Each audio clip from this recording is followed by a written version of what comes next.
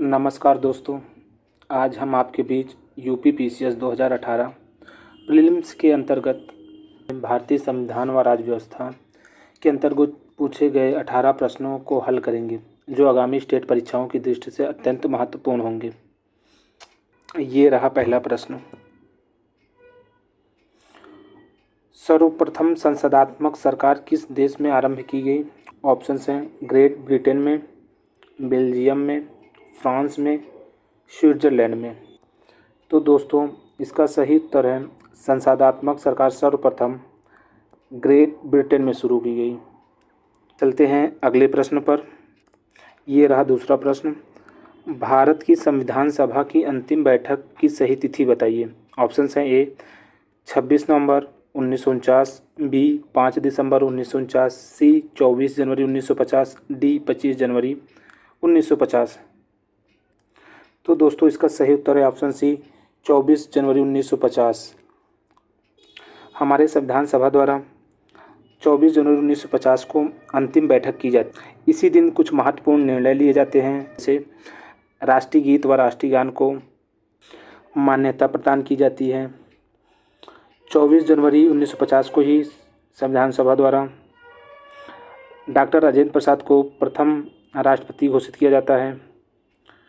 24 जनवरी 1950 को ही संयुक्त प्रांत का नाम बदलकर उत्तर प्रदेश कर दिया जाता है, जिसके आधार पर हम प्रत्येक वर्ष 24 जनवरी को उत्तर प्रदेश दिवस भी मनाते हैं। 26 नवंबर 1949 को संविधान सभा द्वारा भारतीय संविधान को अंगीकृत, अधिनियमित और आत्मर्पित किया जाता है तथा संविधान को आंशिक रूप से लागू कर दिया जाता है। और 25 जनवरी 1950 को राष्ट्रीय निर्वाचन आयोग का भी गठन कर दिया जाता है। चलते हैं अगले प्रश्न पर। भारत के संविधान की प्रस्तावना में कितने प्रकार का न्याय, स्वतंत्रता, समानता एवं भ्रातृत्व का उसी क्रम में उल्लेख किया गया है? ऑप्शन है 3, 5, 2, 1, 1, 3, 5, 2, 2, 5, 3, 1, 5, 2, 1, 3। तो दोस्तों इसके लिए अगर हमें हमारी प्रस्तावना याद होती है तो यह प्रश्न करना काफ़ी आसान हो जाता है। तो हमारी प्रस्तावना में सर्वप्रथम न्याय की बात आती है, जहाँ पर सामाजिक, आर्थिक तथा राजनीतिक न्याय की बात की गई है। तत्पश्चात स्वतंत्रता की बात आती है, जहाँ पर विचार, अभिव्यक्ति, विश्वास, धर्म और उपासना की बात की गई है। फिर समानता आता है, जहाँ पर प्रतिष्ठा तथा अवसर की बात की गई है। और भ्रातृत्व की बात आती है, जहाँ भाईचारे की प्राप्ति की बात की गई है। इस तरीके से दोस्तों इसका सही क्रम होगा 3, 5, 2, 1। तो सही ऑप्शन है ए। दोस्त यहीं अगर हम बात करें न्याय की, तो यह रूसी क्रांति 1917 से लिया गया है और स्वतंत्रता, समानता एवं भ्रातृत्व को फ्रांस की क्रांति 1789 से लिया गया है। चलते हैं अगले प्रश्न पर।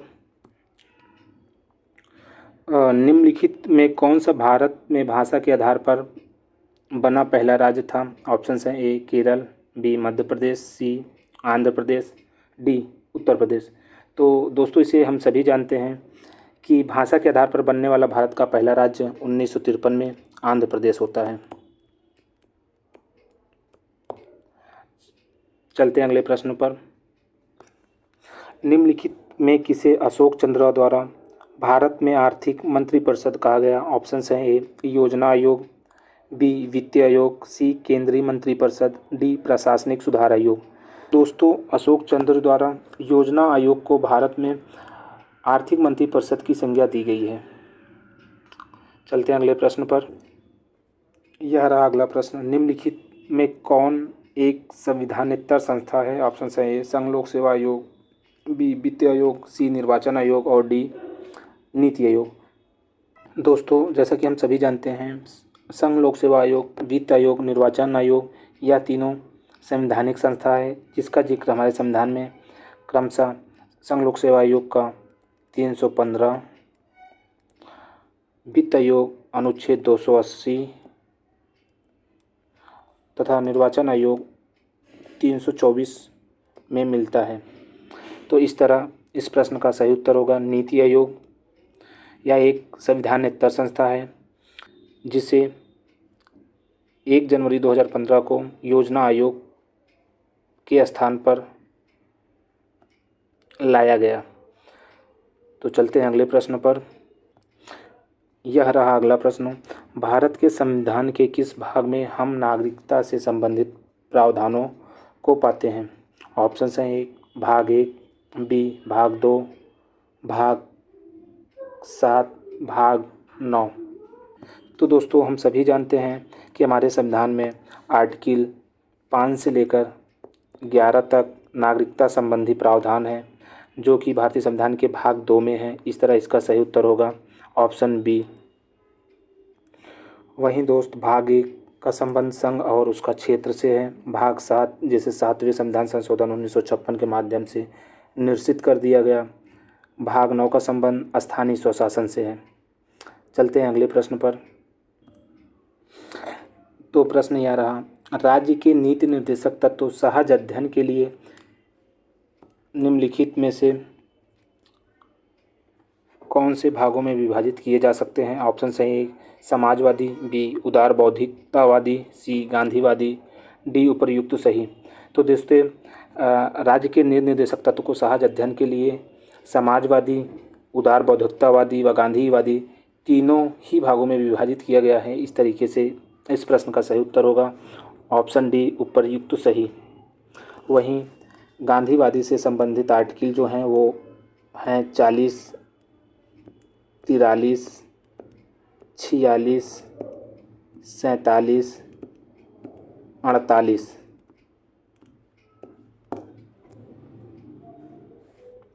चलते हैं अगले प्रश्न पर। लोकसभा में केंद्र शासित क्षेत्रों का सर्वाधिक प्रतिनिधित्व कितना हो सकता है? ऑप्शन हैं ए 15, बी 20, सी 25, डी उपर्युक्त में से कोई नहीं। तो दोस्तों इस प्रश्न का सही उत्तर है ऑप्शन बी 20। क्योंकि केंद्र शासित क्षेत्रों का लोकसभा में अधिकतम 20 सीटों पर प्रतिनिधित्व हो सकता है। चलते हैं अगले प्रश्न पर। बिना अनुमति के कितने दिन संसद से अनुपस्थित रहने पर किसी सांसद को अयोग्य घोषित किया जा सकता है? ऑप्शन हैं ए 30 दिन, बी 60 दिन, सी 90 दिन, डी 120 दिन।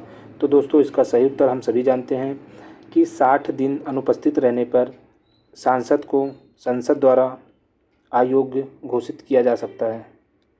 इस तरह इसका सही उत्तर ऑप्शन बी 60 दिन। चलते हैं अगले प्रश्न पर। निम्नलिखित में से किसके संबंध में राज्यसभा का अनन्य अधिकार है? ऑप्शन हैं ए राष्ट्रपति को अपदस्थ करने हेतु कार्यवाही प्रारंभ करना, बी सर्वोच्च न्यायालय के न्यायाधीशों को अपदस्थ करने हेतु कार्यवाही करना, सी एक नई अखिल भारतीय सेवा का सृजन हेतु संस्तुति करना, डी उपर्युक्त में से कोई नहीं। तो दोस्तों इन चारों ऑप्शनों में राज्यसभा का एकमात्र अनन्य अधिकार जो है वह है एक नई अखिल भारतीय सेवा का सृजन करना, जिसका सृजन वह आर्टिकल 312 के माध्यम से कर सकती है। तो इस तरह इस प्रश्न का सही उत्तर सी होगा। दोस्तों वर्तमान में भारत में 3 अखिल भारतीय सेवाएं हैं जो हैं IAS, IPS, IFS। तो वहीं दोस्त राष्ट्रपति सर्वोच्च न्यायालय के न्यायाधीश को अपदस्थ करने के मामले में राज्यसभा व लोकसभा समकक्ष हैं। चलते हैं अगले प्रश्न पर। ये रहा अगला प्रश्न। 2017 के राष्ट्रपति चुनाव में UPA का उम्मीदवार कौन था? ऑप्शन हैं सुश्री मीरा कुमारी, बी श्री गोपाल कृष्णा गांधी, सी डॉक्टर करण सिंह, डी उपर्युक्त में से कोई नहीं। तो दोस्तों इसका सही उत्तर है सुश्री मीरा कुमार। तो अब चलते हैं अगले प्रश्न पर। निम्नलिखित में से किसे भंग नहीं किया जा सकता पर समाप्त किया जा सकता है? ऑप्शंस हैं लोकसभा, बी राज्यसभा, विधानसभा, डी विधान परिषद। तो दोस्तों इसका सही उत्तर है ऑप्शन डी विधान परिषद। दोस्त यह ऐसा प्रश्न है जो उस समय आते हुए भी बहुत सारे परीक्षार्थियों ने इसे जल्दबाजी में गलत किया था। बहुत सारों ने इसे राज्यसभा लगाया था जल्दबाजी के चलते, क्योंकि दोस्त यहाँ लोकसभा व विधानसभा को भंग किया जा सकता है, जबकि राज्यसभा को न तो भंग किया जा सकता है और न ही समाप्त किया जा सकता है। लेकिन वहीं विधान परिषद को भंग तो नहीं किया जा सकता, लेकिन संविधान के आर्टिकल 169 के तहत समाप्त किया जा सकता है। चलते हैं अगले प्रश्नों पर। यह रहा अगला प्रश्न। भारतीय संविधान में भारत की आधिकारिक भाषा से जुड़े प्रावधानों में संसद संशोधन कर सकती है। ऑप्शन हैं ए अपने सदस्यों के साधारण बहुमत द्वारा, बी 2/3 बहुमत द्वारा, सी 3/4 बहुमत द्वारा, डी अपने 1/3 सदस्यों के समर्थन द्वारा। तो दोस्तों इसका सही उत्तर है ऑप्शन ए अपने सदस्यों के साधारण बहुमत द्वारा। संसद अपने सदस्यों के साधारण बहुमत द्वारा भारत की आधिकारिक भाषा से जुड़े प्रावधानों में संशोधन कर सकती है। चलते हैं अगले प्रश्न पर। ये रहा अगला प्रश्न। सरकारिया आयोग की संस्तुतियाँ निम्नलिखित में किससे संबंधित है। ऑप्शन हैं ए राजस्व का वितरण, बी राष्ट्रपति की शक्तियाँ एवं कार्य, सी संसद की सदस्यता, डी केंद्र राज्य संबंध। तो दोस्तों हम सभी जानते हैं कि सरकारिया आयोग का संबंध केंद्र राज्य संबंध से था, जिसका गठन 1983 में न्यायाधीश रणजीत सिंह की अध्यक्षता में किया गया था। यह एक 3 सदस्यीय आयोग था, जिसके अन्य सदस्य में वी शिवरामन व डॉक्टर एस.आर. सेन जी थे।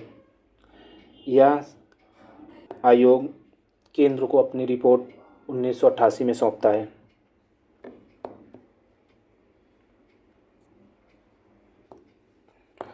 चलते हैं अगले प्रश्नों पर दोस्तों। भारतीय न्यायिक व्यवस्था में जब जनहित याचिका को शामिल किया गया उस समय भारत के मुख्य न्यायाधीश कौन थे। ऑप्शंस हैं A M Hidayatullah, B A M Ahmadi, C P N Bhagwati, D A S Anand. तो दोस्तों आयोग द्वारा इसका उत्तर ऑप्शन सी को माना गया, पी एन भगवती। यह उस समय भारतीय न्यायालय में न्यायाधीश थे जब। चलते हैं अगले प्रश्न पर। ये रहा अगला प्रश्न। समलैंगिकता संबंधी सर्वोच्च न्यायालय का निर्णय निम्नलिखित में किससे संबंधित है। ऑप्शन हैं भारतीय दंड संहिता की धारा 377, भारतीय संविधान का अनुच्छेद 377, भारतीय संविधान का अनुच्छेद 277, उपर्युक्त में से कोई नहीं।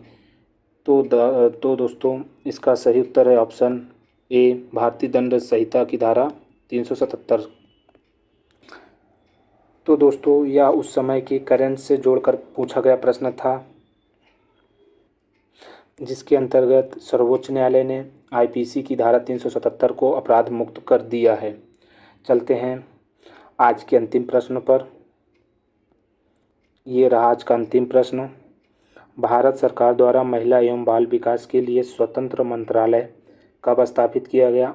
ऑप्शन हैं 1985, बी 1986, सी 1987, डी 1988।